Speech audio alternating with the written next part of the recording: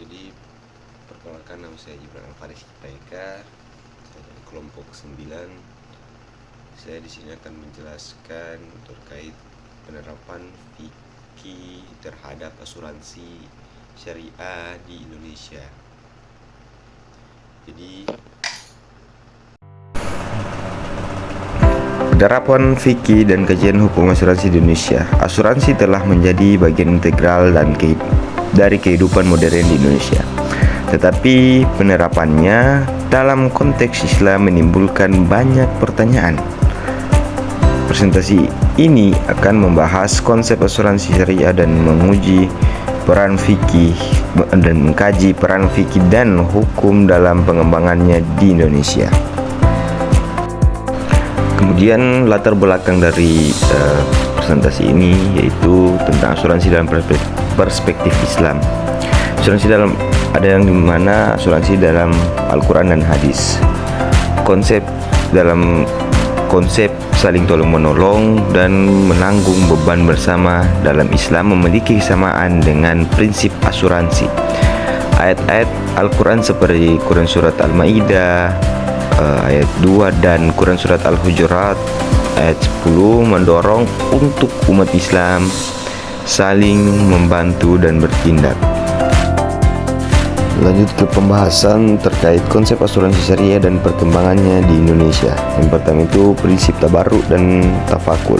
Asuransi syariah mengusung prinsip saling tolong menolong, itu tabarruk, dan saling menanggung risiko atau takaful, di mana antar peserta risiko ditanggung bersama melalui dana tabarruk dan tidak ada unsur keuntungan atau riba. Yang kedua itu perkembangan industri asuransi syariah. Industri asuransi syariah di Indonesia telah mengalami pertumbuhan signifikan. Otoritas Jasa Keuangan atau OJK terus mendorong perkembangan produk dan layanan asuransi syariah untuk memenuhi kebutuhan masyarakat. Yang ketiga, lembaga penyelenggara asuransi syariah. Beberapa lembaga keuangan di Indonesia telah mengembangkan produk asuransi syariah seperti asuransi jiwa, kesehatan, dan umum. Lembaga tersebut harus memiliki izin dari OJK dan diawasi oleh Dewan Syariah Nasional atau DSN, seperti yang kita bisa lihat di PPT di atas. Kemudian prinsip-prinsip dasar asuransi syariah itu ada 4. Yang pertama itu tanpa riba. Yang kedua itu tanpa gharar atau ketidakpastian. Yang ketiga yaitu tanpa maisir atau keuntungan. Yang keempat itu prinsip tabarruk, yaitu saling tolong menolong. Itulah 4 prinsip dasar asuransi syariah. Selanjutnya, problematika penerapan asuransi syariah di Indonesia. Apa saja sih problem yang kita hadapi? Yang pertama itu mengenai kurangnya kesadaran masyarakat, di mana masyarakat kurang paham atau kurang mengetahui terkait asuransi syariah itu sendiri. Kemudian persaingan dengan asuransi konvensional, di mana persaingan ini yang menjadi semakin ketat terkait asuransi konvensional dengan asuransi syariah. Faktanya kedua asuransi ini bisa kita lihat bahwa mencari keuntungan, tapi asuransi syariah tidak lebih ke tetap pada prinsip-prinsip yang tadi. Kemudian terkait regulasi yang belum sempurna. Jadi mengenai asuransi syariah ini, regulasinya belum sepenuhnya diterapkan. Adapun fatwa Dewan Syariah Nasional tentang asuransi syariah, yang pertama itu fatwa DSN nomor 02/DSN MUI garing 1X atau 9/2000 tahun 2000. Fatwa ini menetapkan bahwa akad asuransi yang memenuhi prinsip syariah adalah sah dan halal. Yang kedua itu fatwa DSN nomor 21. Kita lihat di atas, di mana fatwa ini membahas prinsip-prinsip dasar asuransi syariah termasuk larangan riba, gharar, dan maisir. Ketiga itu fatwa DSN nomor 108 tahun 2016. Itu fatwa ini mengatur tentang asuransi jiwa syariah dan menetapkan batasan maksimal premi dan satuan.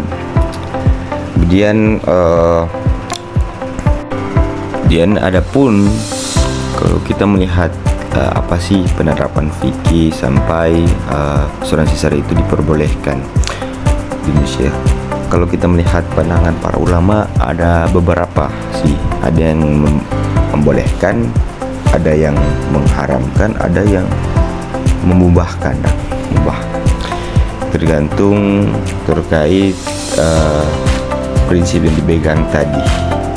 Ketika asuransi syariah, pada intinya asuransi syariah itu diperbolehkan asalkan sesuai dengan prinsip-prinsip Islam dan tidak bertentangan dengan ayat Al-Quran dan hadis dan lain sebagainya, atau syariah. Pada intinya itu, ketika tidak bertentangan, tidak menyalahi, maka asuransi syariah di Indonesia itu diperbolehkan. Kemudian pembahasan selanjutnya adalah peranan pemerintah dan otoritas jasa keuangan atau OJK. Yang pertama itu pengembangan regulasi, yang kedua sosialisasi dan edukasi, ketiga itu peningkatan kualitas produk. Yang paling penting dalam untuk pengembangan peran pemerintah atau OJK terhadap asuransi syariah itu sosialisasi dan edukasi agar masyarakat tahu bahwa selain adanya asuransi konvensional, ternyata masyarakat Islam sendiri mengetahui bahwa ada juga asuransi syariah yang telah berjalan di Indonesia ini, agar masyarakat juga tertarik keunggulan-keunggulan apa yang ada di asuransi syariah tersebut. Terakhir, kesimpulan dan rekomendasi dari pemaparan saya. Yang pertama itu pentingnya asuransi syariah. Asuransi syariah memiliki potensi besar untuk memenuhi kebutuhan masyarakat dan sejalan dengan nilai-nilai Islam. Kedua itu peningkatan kesadaran masyarakat dan edukasi yang tentang asuransi syariah perlu terus digalakkan. Ketiga, peran pemerintah dan OJK sangat penting dalam mendukung pengembangan industri asuransi syariah di Indonesia. Terakhir, pengembangan produk. Lembaga asuransi syariah harus terus mengembangkan produk inovatif untuk memenuhi kebutuhan. Terima kasih. Jadi itulah pembahasan saya terkait penerapan fikih asuransi syariah di Indonesia. Jika ada salah-salah kata, ada yang belum pahami, bisa di komen di bawah. Terima kasih.